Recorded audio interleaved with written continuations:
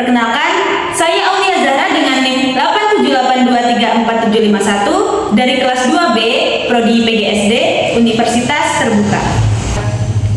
Di video ini, saya akan membahas tentang pentingnya kesadaran dan wawasan perspektif global. Di era globalisasi seperti sekarang ini, memiliki wawasan global bukan lagi pilihan, tapi sudah menjadi kebutuhan. Dunia saat ini semakin terbuka dan saling terhubung. Artinya, kita nggak cuma hidup di lingkungan lokal aja, tapi juga jadi bagian dari masyarakat global. Kesadaran global membuat kita memahami perbedaan budaya, ekonomi, dan sosial, serta bikin kita lebih bijak dalam menyikapi pemahaman atau perubahan zaman.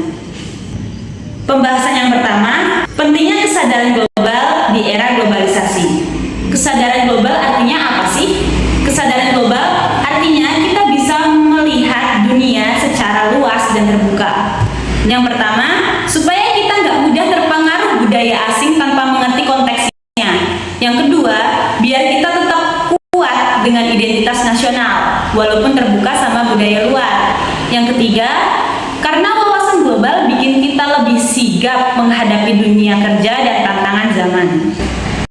Contohnya nih, kita bisa menerima kedisiplinan dari negara Jepang, tapi tetap jaga semangat gotong royong yang khas dari Indonesia. Pembahasan yang kedua, peran pendidikan dan keluarga dalam membentuk wawasan global. Dua hal yang penting membentuk wawasan global kita adalah pendidikan dan keluarga. Yang pertama itu pendidikan, baik formal maupun non formal, membantu kita belajar dan terbuka sama dunia luar. Keluarga itu tempat awal karakter kita terbentuk. Kalau keluarga punya cara pikir terbuka, anak-anak juga bakal tumbuh dengan sudut pandang yang luas. Menurut Maka Giansar, ada 4 kompetensi dasar biar kita bisa hadapi era globalisasi. Yang pertama, antisipasi. Artinya, kita siap sama perkembangan teknologi dan informasi. Contohnya, belajar skill digital kayak editing video atau coding dari sekarang, karena dunia kerja makin ke arah sana. Yang kedua, COP, yaitu supaya kita bisa menghadapi tantangan dan tekanan. Misalnya, tetap semangat belajar walaupun sistem kuliah online bikin bosan atau sinyal lemot, tapi kita tetap berusaha.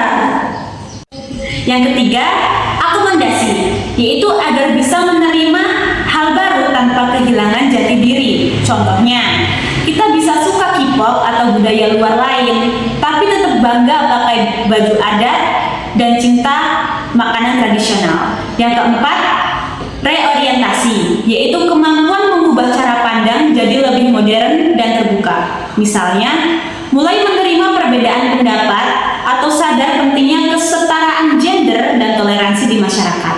Dengan mengembangkan keempat potensi ini, kita bisa jadi generasi yang adaptif dan berpikir terbuka dan tetap punya prinsip yang kuat.